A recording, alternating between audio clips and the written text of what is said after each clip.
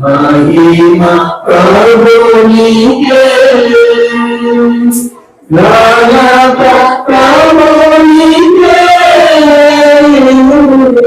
మహిమ ప్రభునికే.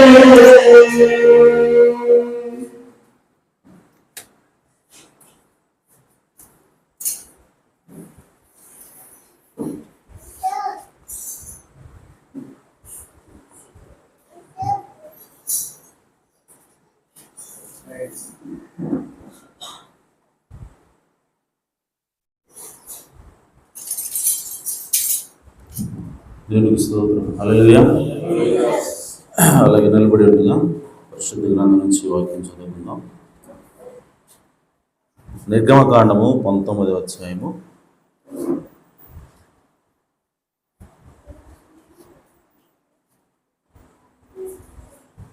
4 నుంచి 5వ వచనం వరకు చదువుకుందాం.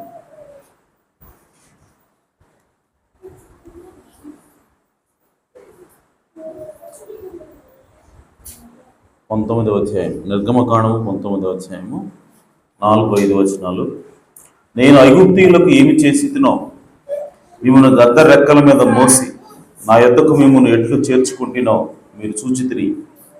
కాగా మీరు నా మాట శ్రద్ధగా విని నా నిబంధనను అనుసరించి నడిచిన యెడల మీరు సమస్త దేశ జనులలో నాకు స్వకీయ సంపాద్యమగుదురు. దేవుడు తన పరిశుద్ధ వాక్యమునకు తన ఆశీస్సులు జోడ్చేను గాక. తలవంచి చిన్న ప్రార్థన చేసుకున్నాం. జీవము కలిగిన తండ్రి, సర్వోన్నతుడా, మీ ఘనమైన ఉన్నతమైన నామమునకు స్తుతులు స్తోత్రం చెల్లిస్తున్నాం. ఈ రాత్రికాల సమయంలో చదువుకున్న వాక్య భాగం నుంచి ప్రభువా మీరే మాతో మాట్లాడండి, మమ్మల్ని దీవించండి, ఆశీర్వదించండి. ప్రభువా ఇంకా మీకు దగ్గరగా జీవించే భాగ్యాన్ని దయచేయండి, విశ్వాసమును అనుగ్రహించండి. ప్రభువా నా తండ్రి, లోక కార్యాలను విడిచిపెట్టి ఆయన పరిశుద్ధమైనటువంటి జీవితాలను మాకు దయచేయమని ప్రభువా మీ చిత్తాన్ని నెరవేర్చుటకు మాకు సహాయం చేయండి. మా ప్రభువును రక్షకుడునైనా యేసుక్రీస్తు నామములో ప్రార్థించడి వేడుకుంటున్నాను ప్రభు తండ్రి. ఆమేన్. ఆమేన్. దయచేసి కూర్చోవచ్చు.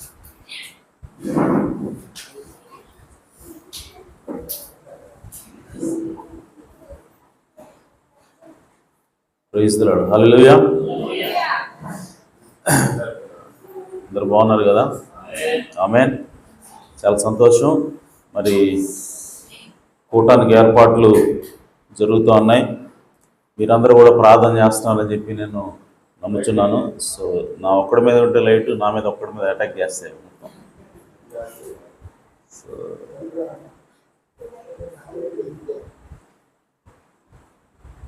సరే అలాగ ఉంచు, పర్లేదు వచ్చినప్పుడు ఆపేద్దు లేదు కానీ.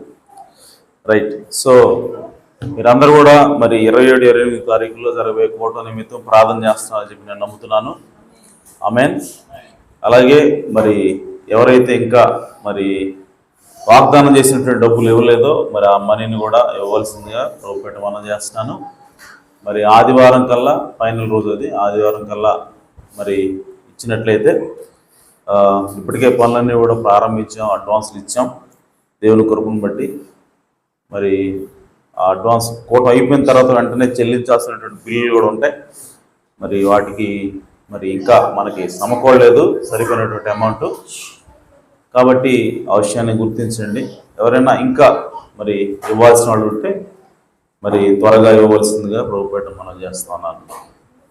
ఆమేన్.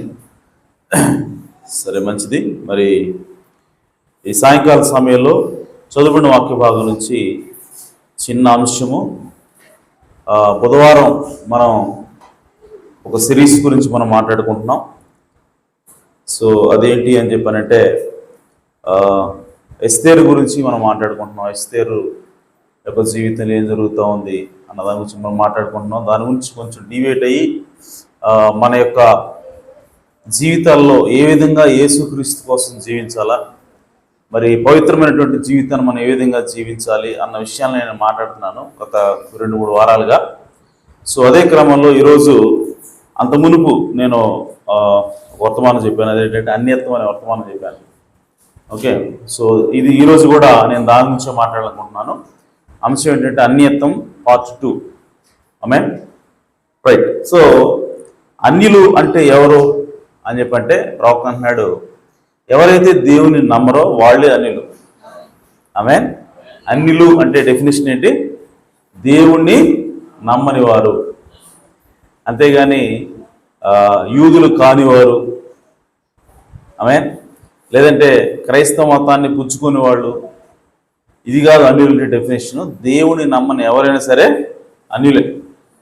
పేరుకి క్రైస్తవులు అయ్యండి, వాళ్ళు క్రైస్తవ పేర్లు పెట్టుకున్న దేవుణ్ణి నమ్మకపోతే అన్యులే.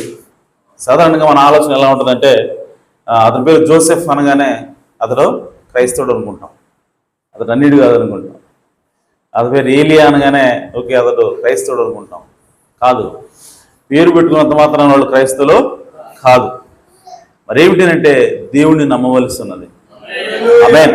సో దేవుణ్ణి నమ్మి దేవుని యొక్క మార్గాన్ని అనుసరించినప్పుడే వాళ్ళు క్రైస్తవులుగా ఎంచబడతారు, లేకపోతే వాళ్ళు అన్యులుగా తీర్చబడతారు. కాబట్టి అన్యులు అంటే ఎవరు అంటే దేవుణ్ణి నమ్మని వాళ్ళు. అయితే నేను దేవుని గురించి మాట్లాడాలనుకుంటున్నానంటే, ఈరోజు దేవుడు ఎవరికి వ్యతిరేకం అని అంటే అన్యులకు వ్యతిరేకం కాదు. సాధారణంగా ఆలోచన ఎలా వస్తుందంటే, అన్యులంటే దేవుడికి శత్రువులు, అన్యులంటే దేవుడికి పడదు అని చెప్పి అనుకుంటూ ఉంటాం. కానీ నిజానికి బైబిల్ కనుక మనం పరిశీలన చేస్తే ఆయన అన్యులకు వ్యతిరేకం కాదు కానీ, అన్య ప్రజలకు వ్యతిరేకం కాదు కానీ, అన్యుల యొక్క విధానాలకు వ్యతిరేకం ఆయన. ఆమేన్. అన్యుల యొక్క విశ్వాసాలకు ఆయన వ్యతిరేకం, వారు చేసేటువంటి పనులకు వ్యతిరేకం తప్ప అన్య ప్రజలకి ఆయన వ్యతిరేకం ఎల్లప్పుడూ కూడా కాదు. ఆమేన్. కాబట్టి ప్రియ సోదరి సోదరులారా, ఈరోజు ఆయన ఏమంటున్నాడు అంటే, దేవుడు అన్యుల్లో కూడా నా ప్రజలు ఉన్నారు, అన్యుల్లో కూడా నా దొడ్డి కాని వేరే దొడ్డిలో కూడా నా ప్రజలు ఉన్నారని చెప్పి దేవుడు తెలియజేస్తా ఉన్నాడు.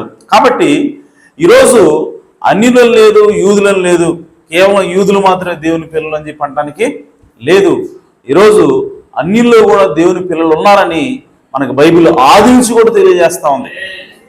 ఈరోజు ఎవరు వస్తున్నారంటే, కొత్త మందులు వచ్చిన తర్వాతనే మరి బయట అన్యులు అంటే యూదులు కాని వారిని మీరు హత్తుకుంటున్నారు, యూదులు కానటువంటి అన్యజనులు మీరు మావాళ్ళే అని చెప్పి మీరు హత్తుకుంటున్నారు అని చెప్పి ఒక విమర్శ ఉంది. కానీ నిజానికి బైబిల్ని పరిశీలన చేస్తే ఆది నుంచి కూడా దేవుడు ఏం మాట్లాడుతూ ఉన్నాడంటే, అన్యులైనటువంటి ప్రజల్లో కూడా నా బిడ్డలు ఉన్నారు అని చెప్పి మాట్లాడుతున్నాడు.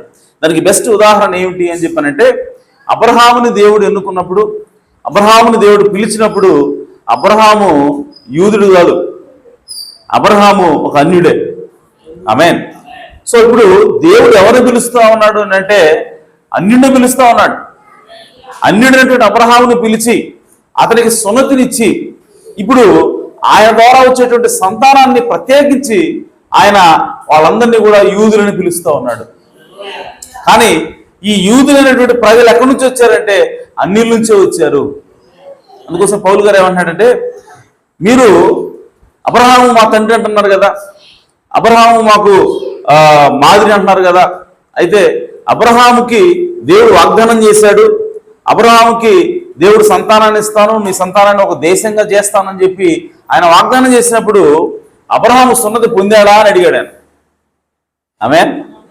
అబ్రహాముకి సున్నతి లేనప్పుడే, అబ్రహాముకి ధర్మశాస్త్రం ఇవ్వబడినప్పుడే దేవుడు వచ్చి ఇదిగో నీ సంతానాన్ని ఇసుక రెండులో చేస్తానన్నాడు ఆయన, నీ సంతానాన్ని నక్షత్రాలలో చేస్తానన్నాడు ఆయన. ఆమేన్. సో దేన్ని బట్టి మాట్లాడుతున్నాడు అయితే మరి? సాధారణంగా మనం ఏమనుకుంటాం అంటే, ధర్మశాస్త్రం ఉన్నవాడే నిజమైనటువంటి విశ్వాసి, ధర్మశాస్త్రం ఉన్నవాడే దేవుని యొక్క కుమారుడు కుమార్తె, ధర్మశాస్త్రం ఉన్నవాడే దేవుని సంబంధం అని చెప్పి యూదులు అనుకుంటున్న సమయంలో పౌలు గారు వచ్చాడు రంగం మీదకి. ఆయన వచ్చి, ఒరే అబ్బాయిలు అలా అయితే మరి అబ్రహాము అన్యుడు అవుతాడు కదా మీకు అంటాడు ఆయన. ఆమేన్. ఎందుకనంటే అబ్రహాముకి సున్నతి లేదు, అబ్రహాముకి ధర్మశాస్త్రం లేదు, అప్పుడే దేవుడు ఆయనకి వాగ్దానం చేశాడు. అంటే దేవుడు అబ్రహాము అన్యుడిగా ఉన్నప్పుడు, అబ్రహాము ప్రత్యేకించబడక మునిపే అబ్రహాముకి దేవుడు వాగ్దానం చేశాడు. అయితే దేన్ని బట్టి వాగ్దానం చేశాడు దాన్ని చూడండి మీరు అంటున్నాడు ఆయన. ఆమేన్. సో దేన్ని బట్టి వాగ్దానం చేశాడు అంటే ధర్మశాస్త్రాన్ని బట్టి వాగ్దానం చేయలేదు, దేన్ని బట్టి వాగ్దానం చేశాడంటే సున్నతిని బట్టి వాగ్దానం చేయాలి అబ్రహాంకి. అబ్రహాము నా మాట విని సున్నతి చేయించుకున్నాడు కాబట్టి నేను ఇదిగో నీ సంతానాన్ని ఇసుకునే వాళ్ళు చేస్తాను అల్లా. సో అబ్రహాము ఇదిగో నా ధర్మశాస్త్రం ఇచ్చినప్పుడు దాన్ని సంతోషంగా అంగీకరించాడు కాబట్టి దాన్ని బట్టి నేను అబ్రహామును ఆశీర్వదిస్తాను అల్లా. అసలు ఏమి లేక మునిపే అబ్రహాము దేవుడు ఆశీర్వదించాడు. హల్లెలూయా. మరి దేన్ని బట్టి ఆశీర్వదించాడు అని అంటే విశ్వాసం బట్టి ఆశీర్వదించాడు. ఏమని విశ్వసించాడు దేవుణ్ణి అబ్రహాం అని అంటే, ఇదిగో నీవు నీ ప్రజల నుంచి వేరై నేను చూపించే దేశానికి నువ్వు వెళ్ళు, అక్కడ నీ సంతానాన్ని నేను అభివృద్ధి చేస్తాను, నీ సంతానం ద్వారా సమస్త ప్రజలను కూడా సమస్త దేశాలను కూడా నేను ఆశీర్వదిస్తాను అని చెప్పినటువంటి మాటని అబ్రహాము విశ్వాసంతో నమ్మాడు. అబ్రహాంకి ఎలాంటి రుజువులు లేవు. ఆ రోజు కనాన్ దేశం ఒకటి ఉన్నది కూడా తెలియకపోయి ఉండొచ్చు, ఆ దేశం ఎక్కడుందో తెలియకపోయి ఉండొచ్చు, ఆ దేశం ఎలా ఉందో తెలియకపోయి ఉండొచ్చు. అయినా సరే దేవుని అబ్రహాము నమ్మాడు, దేవుడి మాటని అబ్రహాము నమ్మాడు. కాబట్టే ఇప్పుడు ఆ విశ్వాసాన్ని బట్టి దేవుడు అబ్రహాముని ఏమంటున్నాడంటే నువ్వు నీతిమంతుడివి అంటున్నాడు. హల్లెలూయా. అలాగే పౌలు అంటున్నాడు, ఈరోజు నిజమైనటువంటి విశ్వాసం ఎవరు, నిజమైనటువంటి యూదులు ఎవరు అంటే ఎవరైతే అబ్రహాము వల్ల విశ్వసిస్తారో, అబ్రహాము వల్ల దేవుడి యొక్క వాక్యాన్ని నమ్ముతారో వాళ్ళే అసలైనటువంటి యూదులు ఉన్నారు అన్నాడు ఆయన. ఆమేన్. బాహ్య సంబంధంగా సున్నతి చేసుకున్నాడు యూదుడు కాదు. ఆమేన్. బాహ్య సంబంధంగా ధర్మశాస్త్రాన్ని పాటించేవాడు యూదుడు కాదు, కానీ అంతరంగంలో ఎవడైతే అబ్రహాము వంటి విశ్వాసం కలిగి ఉంటాడో హల్లెలూయా వాడే అసలైనటువంటి యూదుడై ఉన్నాడు అన్నాడు. ఆమేన్. సో కాబట్టి దేవుడు ఏం చేస్తా ఉన్నాడు అంటే అసలు అబ్రహాముని ఎందుకు అన్నిలోంచి వేరు చేస్తా ఉన్నాడు, ఇది ఈరోజు మనం చూడాలి. ఆమేన్. సో ఎందుకు దేవుడు అన్యుల యొక్క ఆచారాలను ఆయన ద్వేషిస్తా ఉన్నాడు, అన్యుల యొక్క ఆచారాలను మీరు పాటించొద్దు అని చెప్పి అంటున్నాడు అని అంటే, ప్రియ సోదరి సోదరులారా, దేవుని యొక్క ఉద్దేశం ఏంటంటే ఆయన ఎల్లప్పుడూ కూడా అన్యుల్ని ప్రేమిస్తున్నాడు, కానీ అన్యుల యొక్క ఆచారాలను ఆయన ద్వేషిస్తా ఉన్నాడు. హల్లెలూయా. సో ఈ రోజు కూడా ఒకవేళ నీవు క్రైస్తవుడు అయినప్పటికీ, ఒకవేళ నువ్వు క్రీస్తుని విశ్వసించుతున్నప్పటికీ, ఒకవేళ నువ్వు బైబిల్ నమ్ముతున్నప్పటికీ, నేను గనక అన్యుల ఆచారాలను ఇంకా నువ్వు పాటిస్తున్నట్లయితే, అన్యుల ఆచారాల చొప్పున నువ్వు ఇంకా చేస్తున్నట్లయితే నువ్వు దేవునికి వ్యతిరేకంగా జీవిస్తున్నావు. కాబట్టి ఈరోజు దేవుడిచ్చే పిలుపు ఏంటంటే మీరు అన్యుల వల్ల ప్రవర్తించొద్దు, మీరు అన్యులు చేసేటువంటి ఆచారాలను పాటించొద్దు, అన్యుల వల్ల మీరు జీవించొద్దు, వారి వల్ల మీరు అపవిత్రంగా ఉండొద్దు అని చెప్పి దేవుడు అన్యత్వం నుంచి మనల్ని బయటికి పిలుస్తూ ఉన్నాడు. హల్లెలూయా. సో కాబట్టి దేవునికి ఒక ప్రత్యేకమైనటువంటి జనాంగం ఇక్కడ రాయబడింది. ఇక్కడ ఆయన ఏమంటాడంటే మనం చదువుకున్నటువంటి వాక్య భాగాల్లో, కాగా 5వ వచనం, మీరు నా మాట శ్రద్ధగా విని నా నిబంధనను అనుసరించి నడిచిన మీరు సమస్త దేశ జనులలో నాకు స్వకీయ సంపాద్యమగుదురు. ఆమేన్. అనేక దేశాలు ఉన్నాయి, ఈ దేశాలు ఏవి కూడా నా సంపాద్యం, నా సొత్తు అని చెప్పి దేవుడు చెప్పట్లేదు. ఆమేన్. మరి ఎవరిని సొత్తు అని చెప్తున్నాడు అని అంటే నా కట్టడల ప్రకారం, ఆమేన్, నా మాట శ్రద్ధగా ఎవడు వింటాడో, నా నిబంధన ఎవరైతే గైకొంటాడో వారిని ఆయన ఏమంటాడంటే నా స్వకీయ సంపాద్యము అంటున్నాడు ఆయన. ఆమేన్. నా ప్రెషియస్ ట్రెజర్ అని చెప్పి మాట్లాడారు. ఆయన యొక్క ధనం అంటాడు. ఎవరైతే దేవుని మాట వింటారో, ఎవరైతే దేవుని యొక్క కట్టడలను అనుసరించి నడుచుకుంటారో వాళ్ళు దేవుని యొక్క ధనమై ఉన్నారు. ఆమేన్. అంతేనా? ఆయన అంటున్నాడు 6వ వచనంలో, సమస్త భూమి నాదే కదా, మీరు నాకు ఎవరైతే దేవునికి భయపడతారో, ఎవరైతే దేవుని మాట శ్రద్ధగా ఉంటారో, నిబంధనని అనుసరించి నడుచుకుంటారో వాళ్ళు నాకు యాజక రూపమైన రాజ్యముగాను. ఆమేన్. ఎలా ఉంటారంట? వాళ్ళు నాకు యాజక రూపమైన రాజ్యంగా, అంటే యాజక రాజ్యంగా ఉంటారు వాళ్ళు. సో ఆ రాజ్యంలో అందరూ కూడా యాజకులే. ఆమేన్. సో యాజక రాజ్యముగాను, పరిశుద్ధమైనటువంటి జనముగాను ఎలా ఉంటారు? పరిశుద్ధమైనటువంటి జనముగా ఉంటారని చెప్పుము, నీవు ఇశ్రాయేలుతో పలుకోవాల్సిన మాటలు ఇవే అని చెప్పగా. హల్లెలూయా. సో కాబట్టి ఈరోజు దేవుడు ఎందుకు అబ్రహాముని అన్నిలోంచి వేరుపరిచి ఆ అబ్రహాం ద్వారా వచ్చేటువంటి సంతానాన్ని ఆయన ప్రత్యేకపరుస్తూ ఉన్నాడు అని అంటే, ఆయన వారికి కొన్ని కట్టడలు ఇస్తా ఉన్నాడు, ఆయన తన ఆలోచనలు వారికి చెప్తా ఉన్నాడు, తద్వారా వారిని అన్నిలోంచి ప్రత్యేకపరచాలనుకుంటున్నాడు ఆయన. హల్లెలూయా. ఎందుకు అబ్రహామును పక్కకి తీసుకెళ్లి ఆశ్రయించాలి? ఎందుకు అబ్రహాంని ఆశ్రయించాలనుకున్నప్పుడు అక్కడే నుంచి ఆశ్రయించవచ్చు కదా? ఎందుకు పక్కకు తీసుకొచ్చాడు అనంటే అన్నిల్లో గనక నువ్వు కలిసి ఉన్నట్లయితే అన్యుల యొక్క ఆచారం నువ్వు పాటించాల్సిన అవసరం ఉంటుంది. అన్యులతో నువ్వు మమేకమై ఉండాల్సిన అవసరం వస్తుంది. వాళ్ళు చేసే పనులు నువ్వు కూడా చేయాల్సిన అవసరం వస్తుంది. కాబట్టి నిన్ను దేవుడు దీవించాలంటే నువ్వు ఖచ్చితంగా అన్యుల ఆచారం నుంచి బయటికి రావాలా. హల్లెలూయా. అందుకోసమే అబ్రహాముని దేవుడు బయటికి తీసుకొచ్చాడు. ఫస్ట్ బయటికి తీసుకొచ్చాడు. ఆ తర్వాత అబ్రహాము దేవుడు ఆశీర్వదించాడు. ఆమేన్. సో అలాగే ఈరోజు కూడా దేవుడు ఏం మాట్లాడుతున్నాడంటే నిన్ను నన్ను కూడా దేవుడు ఆశీర్వదించాలంటే ఖచ్చితంగా మనము కూడా క్రైస్తవులైనటువంటి మనం కూడా ఈరోజు అన్యుల యొక్క ఆచారం నుంచి బయటికి రావాలా. హల్లెలూయా. అలా వచ్చినప్పుడే దేవుడు మనల్ని ఆశీర్వదిస్తాడని చెప్పి దేవుని యొక్క వాక్యం తెలియజేస్తా ఉంది. హల్లెలూయా. అలాగే ఈ సోదరి ఇంకా ముందుకెళ్దాం.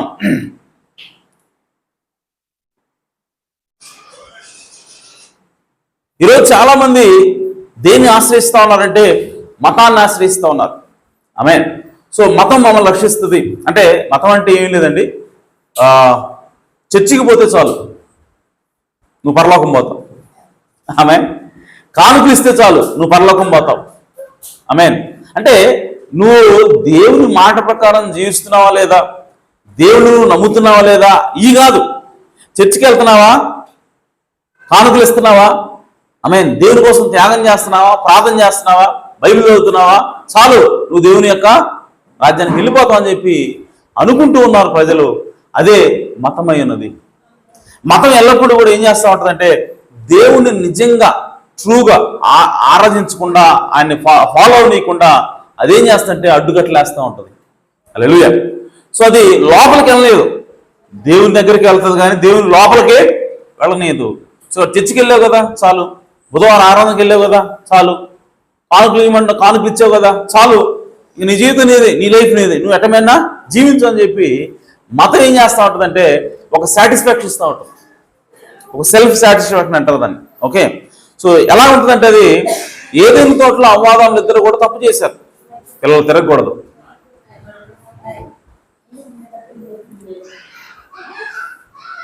ఏదైనా తోటలో అవ్వాదాములు ఇద్దరు కూడా తప్పు చేశారు, పాపం చేశారు. పాపం చేసిన తర్వాత వాళ్ళు దిగంబరులను తెలుసుకున్న తర్వాత వాళ్ళు ఏం చేశారంటే ఆ అంజూరపు ఆకుల్ని వస్త్రాలు వాళ్ళు తయారు చేసుకుని వాళ్ళు అడ్డు పెట్టుకున్నారు. ఇప్పుడు వాళ్ళు ఏమని ఫీల్ అవుతున్నారు అని అంటే మేము తప్పు చేశాం కానీ ఆ తప్పుని ఇప్పుడు ఇది కవర్ చేస్తుంది అనుకుంటున్నారు వాళ్ళు, కాబట్టి పర్వాలేదు. సో ప్రవక్త ఏమన్నాడంటే ఆ ఫిగ్ లీవ్స్, ఓకే, ఆ అంజూరపు ఆకులు, అంజూరపు కచ్చడలు ఏవైతున్నాయో అది మతం అని ప్రవక్త అన్నాడు. హల్లెలూయా. సో ఖచ్చితంగా మతం అనేది ఏం చేస్తుందో ఒక మనిషికి ఆ అంజూరపు చెట్టు ఆకులు కూడా అదే చేస్తున్నాయి. సో అవ్వాదాములు పాపం చేసిన తర్వాత వాళ్ళు ఈ అంజూరపు ఆకులు కట్టుకున్న తర్వాత అంటే వాళ్ళకి ఏమనిపిస్తుందంటే పర్వాలేదు దేవుళ్ళని క్షమిస్తాడు అనుకుంటున్నాడు. అలాగే ఒక తప్పు చేసిన తర్వాత, ఒక పాపం చేసిన తర్వాత నీవు మతాన్ని అనుసరిస్తే, మతాన్ని ఆచరిస్తే, అంటే నువ్వు చర్చికి వెళ్తున్నావా పర్వాలేదు దేవుడు నా తప్పుని క్షమిస్తాడు. ఆమేన్. నువ్వు కానుకిచ్చావా పర్వాలేదు దేవుడు తప్పు చేసినా క్షమిస్తాడు, ఇది కవర్ చేస్తుందని చెప్పి వాళ్ళు అనుకుంటారు. కానీ ప్రవక్త అంటున్నాడు నువ్వు నిజంగా దేవుని రక్తం కిందకు వస్తేనే నీ పాపం పోతుంది. ఆమేన్. నువ్వు చేసినటువంటి పాపానికి ప్రాయశ్చిత్తం కావాలి, నువ్వు చేసినటువంటి పాపానికి ఒక పరిహారం ఉండాలి. ఆ పరిహారం కిందకు నువ్వు వస్తేనే తప్ప నీ జీవితం మారదు, నీ హృదయం మారదు. కానీ మతం ఏం బోధిస్తుందంటే నీ హృదయం మారకపోయినా పర్వాలేదు, నీవు మతాన్ని అనుసరించు. నీ హృదయం మారకపోయినా పర్వాలేదు, నీ లైఫ్ మారకపోయినా పర్వాలేదు, నీ విధానాలు మారకపోయినా పర్వాలేదు, నీవు భక్తి గల వాడిలాగా ఉండు. ఆమేన్.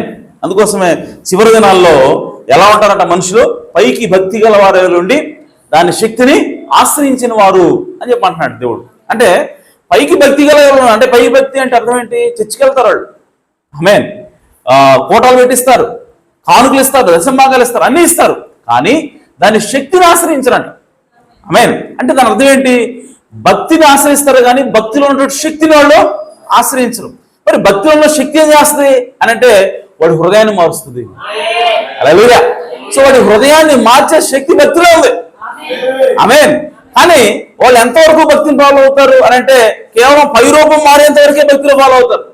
వాళ్ళ వేషధారణ, వాళ్ళ వాళ్ళ వాళ్ళ యొక్క డ్రెస్సింగ్ చూస్తే అబ్బా ఎంత చక్కగా ఉన్నారు, క్రైస్తవులు అంటే వీళ్ళరా అనిపిస్తుంది. తెల్ల బట్టలు వేస్తారు, ఆమె ముసుగేసుకొని ప్రార్థన చేస్తారు, ఓకే, చాలా మృదువుగా మాట్లాడతారు, ఆదివారం చర్చికి వెళ్తూ ఉంటారు, ఎన్ని చేస్తూ ఉంటారు. వాళ్ళు చూసినప్పుడు ఎలా ఉంటుందంటే భక్తి పనులు అంటే వీళ్ళే కదా అనిపిస్తుంది.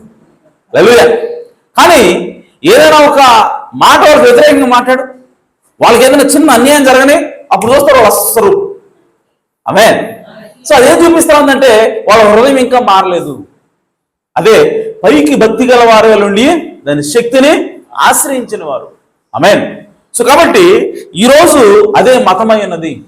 ఆ మతం ఏం చేస్తుందంటే నీ హృదయాన్ని మార్చనివ్వకుండా, నీ హృదయం పూర్తిగా మారిపోకుండా మతం ఏం చెబుతుందంటే పర్వాలేదులే, నువ్వు నగలు తీసేసావు కదా చాలు, ఆమేన్, పర్వాలేదులే, నీవు జుట్టు కత్తిరించుకోవట్లేదు కదా చాలు, ఆమేన్, పర్వాలేదులే, నువ్వు అంతకుముందు లిప్స్టిక్ వేసుకుంటుంది ఇప్పుడు లిప్స్టిక్ మానేసావు కదా, ఇంక అంతకంటే ఎక్కువ ఏం చేస్తాడు, ఆమేన్, చాలు అని చెప్పంటారు. కానీ నీ హృదయం మారిందా? నీ గుణం మారిందా? నీ లోపల హృదయం మారిందా లేదా అన్నది అవసరం లేదు.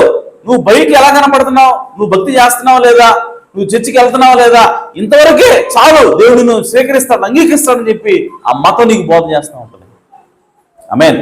కాబట్టి ప్రియ సోదరి సోదరా, ఆ రోజు ఆ అంజూరపు ఆకులు ఆ అవ్వాదములకు ఏమి ఇచ్చినాయంటే ఒక తాత్కాలిక ఉపశమనాన్ని ఇచ్చాయి. దేవుని యొక్క ఉగ్రత నుండి తప్పించుకున్నామేమో, ఇక దేవుని యొక్క ఉగ్రత మా మీదకే రాదు అని చెప్పి ఒక తాత్కాలిక ఉపశమనం వాళ్ళకి ఇచ్చినాయి. ఆ ఉపశమనం ఎంతవరకు పనిచేసింది అని అంటే దేవుడు రానంత వరకే పనిచేసింది. ఆమేన్. ఒక్కసారి దేవుడు రంగం మీదకి వచ్చాడు, ఇప్పుడు మళ్ళీ అంటే అప్పుడు దాకా ధైర్యంగా తోటలో తిరిగిన వాళ్ళు ఎప్పుడైతే దేవుడు వచ్చాడు అంటే చెట్ల అడుగు దాక్కుంటారు. మళ్ళీ బట్టలు లేవా? ఉన్నాయి, అంజూరపు కచ్చడం ఆల్రెడీ ఉన్నాయి వాళ్ళకి. అప్పటిదాకా వాళ్ళు ధైర్యంగా తిరగలేదా? తిరిగారు. పాపం చేసినా సరే వాళ్ళు ఎలా తిరుగుతున్నారు తోటలో ధైర్యంగా ఎప్పుడో తిరిగారు. ఎందుకు అంటే మాకు కచ్చడాలు ఉన్నాయి, అంజూరపు ఆకులు ఉన్నాయి, కాబట్టి మా దిగంబరత ఇప్పుడు కనబడట్లేదు, మేము దిగంబరులు కాదు అన్నటువంటి ఒక సెల్ఫ్ సాటిస్ఫాక్షన్ వాళ్ళ చుట్టంతో కూడా తిరుగుతూ ఉన్నారు. కానీ ఎప్పుడైతే దేవుడు రంగం మీదకి వచ్చాడో హల్లెలూయా, వాళ్ళకి అవి సరైనటువంటి మార్గం కాదని, అది దేవుని యొక్క ఉగ్రత నుంచి అది కాపాడలేదని, దేవుని యొక్క నీతిని అది నెరవేర్చలేదని వాళ్ళకి అర్థమైంది. కాబట్టి వాళ్ళు వెంటనే భయపడి మళ్ళీ చెట్ల దాటికెళ్ళి దాక్కుని ఇప్పుడు దేవుడు వచ్చి మాట్లాడుతూ ఉంటే ఆదాం అంటున్నాడు, అయ్యా నేను దిగంబరిగా ఉన్నాను కాబట్టి నేను ముందుకి రావట్లేదు అంటున్నాడు ఆయన. హల్లెలూయా. సో దాని అర్థం ఏమిటి అంటే మతం ఎల్లప్పుడూ కూడా అది సెల్ఫ్ సాటిస్ఫై అంటే కొంత తాత్కాలిక ఉపశమనాన్ని మాత్రం ఇస్తుంది తప్ప శాశ్వత పరిష్కారం అనేది చూపలేదు. ఆమేన్. సో కాబట్టి ఆ రోజు తాత్కాలిక పరిష్కారాన్ని ఇచ్చింది ఏంటి, తాత్కాలిక ఉపశమనాన్ని ఇచ్చింది ఏమిటి అంటే అంజూరపు ఆకులై ఉన్నాయి. ఆమేన్. అయితే ఇక్కడ మనం గమనించాల్సింది ఆ కడపటి ఆదాము 2000 సంవత్సరాల క్రితం యేసుక్రీస్తు భూమి మీదకి వచ్చినప్పుడు ఆయన ఎక్కడికి వెళ్ళాడంటే అంజూరపు చెట్టు దగ్గరికి వెళ్ళాడు. హల్లెలూయా. సో అక్కడ మొదటి ఆదామేమో అంజూరపు ఆకుల్ని కట్టుకుంటే ఇప్పుడు యేసుక్రీస్తు కడపటి ఆదాం ఎక్కడికి వెళ్ళాడు, అంజూరపు చెట్టు దగ్గరికి వెళ్ళాడు. చెట్టు దగ్గరికి వెళ్ళి ఏమైనా కాయలు ఉన్నాయా లేదా అని చూశాడంట. ఆమేన్. చూసి కాయలు లేవుని కన్ఫర్మ్ చేసుకున్న తర్వాత, ఫలాలు లేవుని కన్ఫర్మ్ చేసుకున్న తర్వాత ఇప్పుడు అంటున్నాడు, నీ పళ్ళు ఎవడో కూడా తినకుండును గాక అనగానే ఆకులన్నీ కూడా వాడిపోయి ఎండిపోయి చనిపోయింది ఆ చెట్టు. అంటే కడపటి ఆదామైనటువంటి యేసుక్రీస్తు దేన్ని ద్వేషిస్తూ ఉన్నాడంటే అంజూరపు ఆకులను ద్వేషిస్తూ ఉన్నాడు ఆయన. అనగా మతాన్ని ఆయన ద్వేషిస్తూ ఉన్నాడు. ఏ మతాన్ని అయితే ఆదాం అడ్డం పెట్టుకున్నాడో ఆ మతాన్ని యేసుక్రీస్తు శపిస్తా ఉన్నాడు. ఆమేన్. కాబట్టి ఈరోజు మతాన్ని ఎవరు కూడా అడ్డు పెట్టుకోలేకూడదు. మతం ద్వారా ఎవరు కూడా యేసుక్రీస్తుని చేరలేరు, మతం ద్వారా ఎవరు కూడా దేవుని దగ్గరికి వెళ్ళలేరు. కాబట్టి అసలైనటువంటి మార్గంలోకి మనం రావాలా, అదే యేసుక్రీస్తు రక్తమైనది. హల్లెలూయా. సో కాబట్టి ఆ ఆకులు మతాన్ని సూచిస్తా ఉన్నాయి. సో మతం అనేది మనల్ని కాపాడలేదు. హల్లెలూయా. అలాగే నగల గురించి మాట్లాడితే, సో నగలు అనేవి పెట్టుకోకూడదు, ఎందుకంటే ఇవన్నీ కూడా అన్యుల యొక్క విధానాలు ఉన్నాయి. ఆమేన్. నగలు అన్యుల యొక్క విధానాలు ఉన్నాయి కాబట్టి నగలు ధరించకూడదని బైబిల్ మనకి స్పష్టంగా చెబుతుంది. 1 తిమోతి 2వ అధ్యాయం 9 నుంచి 10 వచనాలు మనం చదివినట్లయితే ఆయన అంటున్నాడు, మీరు తగుమాత్రపు వస్త్రముల చేతనే కానీ జడలతోనైనను బంగారంతోనైనను ముత్యములతోనైనను మిగుల వెలగల వస్త్రములతోనైనను మీరు అలంకరించుకొనక, మరి దేంతో అలంకరించుకోవాలి? వీటితో అలంకరించుకోకూడదు అంటున్నాడు ఆయన. దేటితో అలంకరించకూడదు? జడలు అల్లుకోకూడదు. ఆమేన్. బంగారంతోనైనను వెండితోనైనను ముత్యములతోనైనను మిగుల వెలగల వస్త్రములు అంటే ఖరీదైనటువంటి బట్టలు వేసి మేము కనపడగానే వాళ్ళందరూ కూడా గుర్తించాలా, దగదగ మెరేయాలా, మనం ప్రత్యేకంగా చూడాలా, ఆమేన్ అనే ఉద్దేశంతో నువ్వు ఖరీదైనటువంటి బట్టలు వేసుకుంటున్నావు అంటే అది కూడా నువ్వు చేయకూడదు అని చెప్పి బైబిల్ తెలియజేస్తా ఉంది. ఆమేన్. వీటితో అలంకరించుకోక దేనితో అలంకరించుకోవాలి అని అంటే ఆయన అంటున్నాడు, బట్ విత్ గుడ్ వర్క్స్, మంచి క్రియల చేత. దేనితో అలంకరించుకోవాలి? సత్క్రియల చేత మీరు మిమ్మల్ని మీరు అలంకరించుకోవాలి అని చెప్పి అంటున్నాడు. అలాగే 1 పేతురు 3:1-5 ఒకసారి తీయండి, ఆ మాట నేను చదువుతాను. 1 పేతురు 3 ఎందుకు అలంకరించుకోకూడదు అంటున్నాడంటే అవన్నీ కూడా అన్నిలు ఆచారమైనది, అదన్నీ కూడా అన్నిలో పద్ధతి అయినది, కాబట్టి మనం దాన్ని పాటించకూడదని దేవుడు తెలియజేస్తా ఉన్నాడు. 1 పేతురు 3 1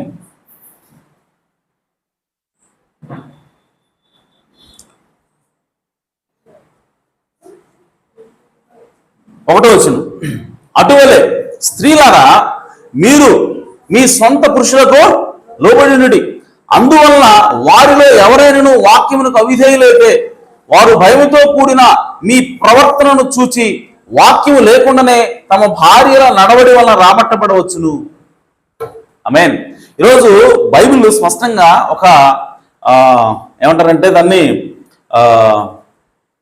ఒక మంచి ఆయుధాన్ని ఇస్తా ఉంది. నీ భర్త మారట్లేదా? ఆమేన్. నీ భర్త దేవుని యొక్క మార్గంలోకి రావట్లేదా? అతన్ని దేవుని యొక్క మార్గంలోకి రప్పించాలి అని అంటే దేవుని యొక్క వాక్యం ఇప్పుడు ఒక మార్గం చూపిస్తాం. హల్లెలూయా. జనరల్గా సాధారణంగా భర్తలు మారకపోతే, లేదంటే భర్త ఏదైనా తప్పు చేస్తా ఉంటే భార్యల యొక్క ప్రవర్తన ఎలా ఉంటుందంటే వాళ్ళని ఎప్పుడు కూడా కించపరచాలని వస్తూ ఉంటారు.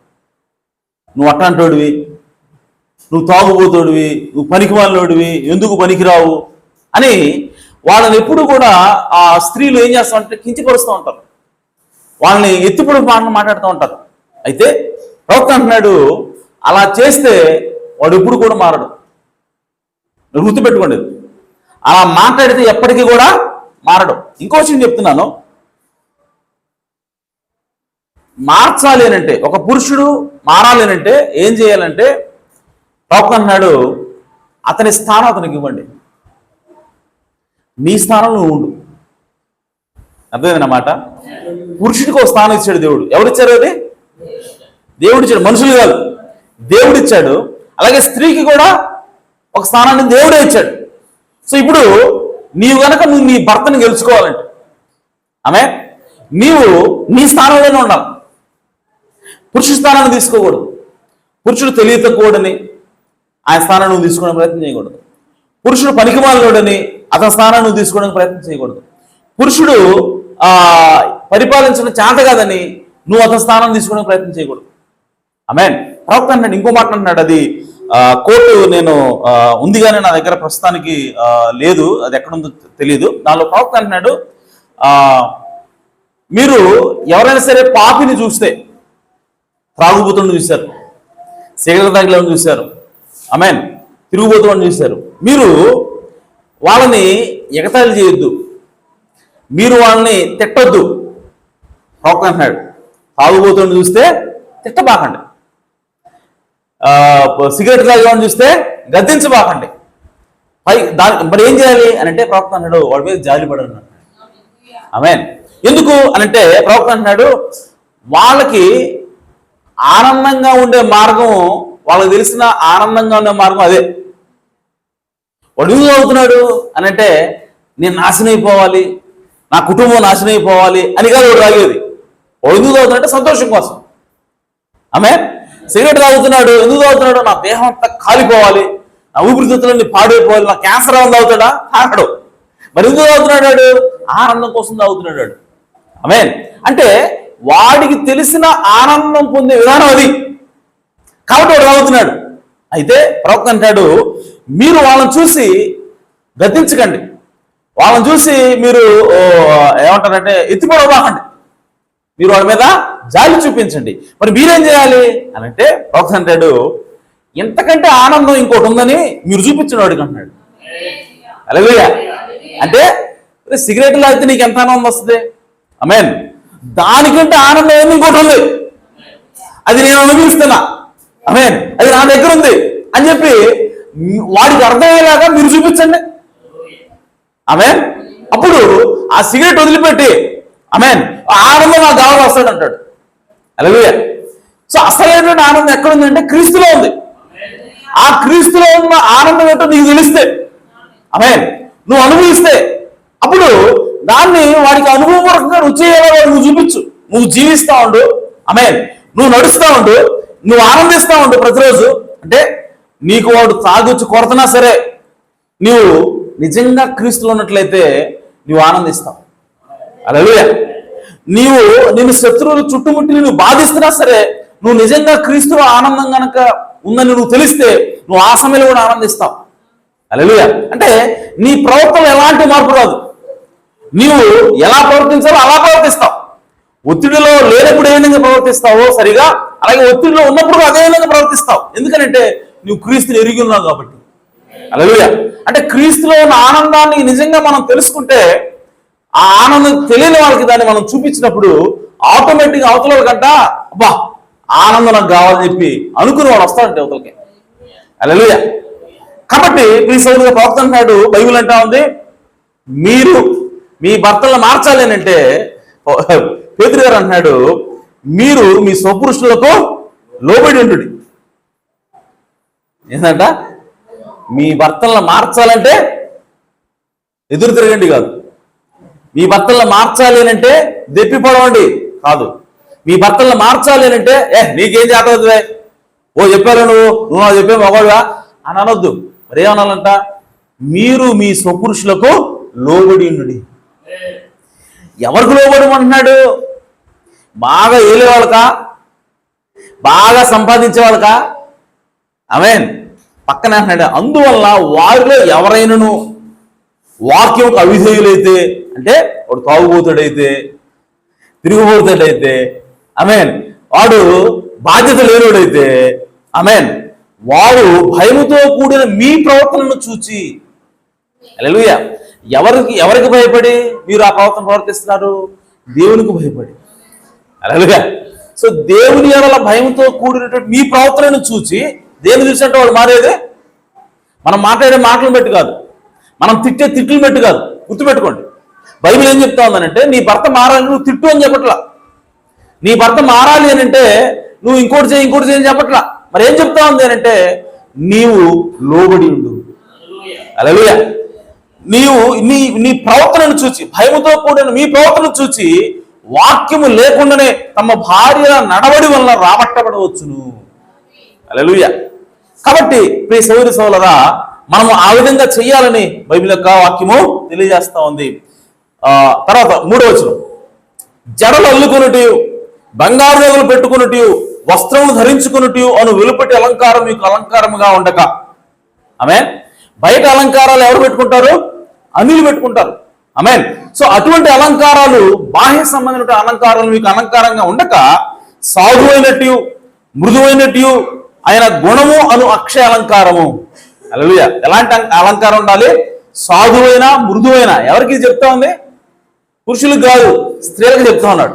సాధువులుగా ఉండాలి, స్త్రీలు మృదువుగా ఉండాలి. అలా ఉన్నప్పుడే మీరు గెలుస్తారు. హల్లెలూయా. సాధారణంగా ఆలోచన ఎలా ఉంటుందంటే, నీ మొగుడు బాగలేడు, నీ మొగుడు సరిగా లేదంటే నువ్వు ఆకాశం అయిపోవాలి, నువ్వు తిట్టాలి, కొట్టాలి, కేసులు పెట్టాలి, ఇవన్నీ చేస్తే కానీ వాడన్నట్టు ఆలోచన మనం ఉంటాం. కానీ బైబిల్ ఏం చెప్తుందంటే నువ్వు లోబడు, వాడు మారుతాడు. హల్లెలూయా. సో నువ్వు మృదువుగా ఉండు, సాధువుగా ఉండు, దాన్ని బట్టి అతను మారతాడని బైబిల్ చెప్తా ఉంది. ఆమేన్. సో ఆ అక్షయ అలంకారము గల మీ గుణము అను అక్షయ అలంకారము గల మీ హృదయపు అంతరంగ స్వభావము మీకు అలంకారముగా ఉండవలెను. అది దేవుని దృష్టికి మిగుల విలువ గలది. ఆమేన్. ఏందంటే అది బంగారమా మిగులు విలువ కలిగింది? ముత్యాల మిగులు విలువ కలిగింది? కాదు. నీ యొక్క గుణము, నీ యొక్క సాధుతనం, నీ యొక్క మృదుతనమే మిక్కిలి, ఎవరి దృష్టికి? దేవుని దృష్టికి మిక్కుల విలువ, మిక్కిలి విలువ గలది అంటే ఎక్కువ విలువైంది అని చెప్పి చెప్తా ఉన్నాడు. కాబట్టి ప్రియ సోదరి సోదరులారా, మనము ఆమేన్ అన్యుల యొక్క ఆచారాల ప్రకారంగా మనం అలంకారము పెట్టుకోకూడదు. ఆమేన్. కాబట్టి ఆ విధంగా దేవుని యొక్క వాక్యం తెలియజేస్తా ఉంది. మీ పురుషులు మీరు మార్చాలి అని చెప్పి అనుకుంటే ఖచ్చితంగా మీరు దేవుని యొక్క వాక్యానికి లోబడండి, పురుషులకి లోబడండి. ఇంకో విషయం, దేవుడు ఎప్పుడు కూడా స్త్రీలారా మీ పురుషులకు లోబడి అని చెప్పాడు, కానీ స్త్రీలారా సంపాదించే పురుషులు లోబడి అల్లా. ఆమేన్. పరిపాలన చేత అయ్యేవాడి వాడికే లోబడి అల్లా. ఆమేన్. మీ పురుషులకు లోబడి అన్నాడు. పురుషులైతే లోబడాలను. హల్లెలూయా. కాబట్టి పురుషుడిగా చేసింది ఎవరు? వాడికి సంపాదించడం రాదు, అయినా కానీ వాడికి పురుషుడిగా చేసింది ఎవరు? దేవుడే. కాబట్టి దేవుడే ఆ స్థానంలో పెట్టాడు అతను. కాబట్టి ఆ స్థానాన్ని నువ్వు గుర్తిస్తే, నువ్వు దేవుని యొక్క మాట ప్రకారం లోబడితే నీ భర్తను మార్చుకోగలవు. ఆమేన్. సో కాబట్టి విజయం సాధించాలి అంటే నీ స్థానంలో నువ్వు ఉండాలి. ఆమేన్. రైట్.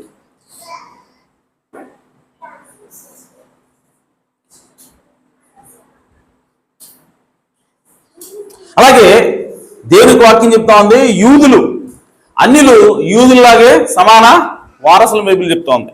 ఆమేన్. సో ఎందుకనంటే యూదుల్లో అన్యుల్లో కూడా దేవుని యొక్క పిల్లలు ఉన్నారు. ఆమేన్.